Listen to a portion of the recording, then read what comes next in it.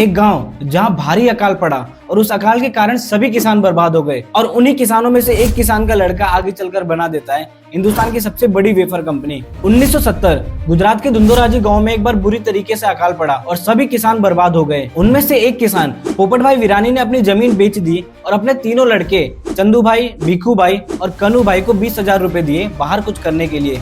इन तीनों भाई के पहले बिजनेस में ही इनके डीलर ने इन्हें नकली माल दे दिया और इनका बिजनेस शुरू होने से पहले ही खत्म हो गया और इनके सारे पैसे डूब गए।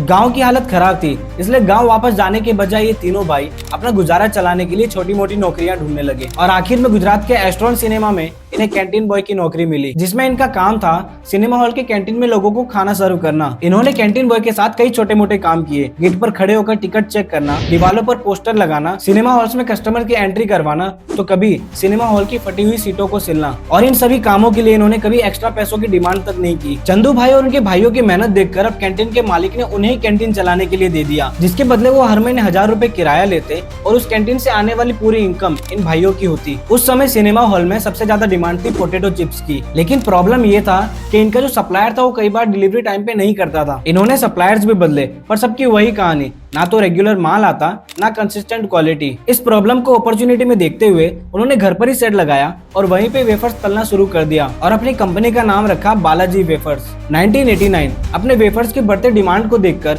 इन्होंने बैंक से 50 लाख का लोन लिया और राजकोट में एक बड़ा पोटैटो चिप्स का प्लांट लगाया और ये उस समय गुजरात का सबसे बड़ा पोटैटो चिप्स का प्लांट था और आज बालाजी साल का 5,000 करोड़ से ज्यादा का बिजनेस करती है।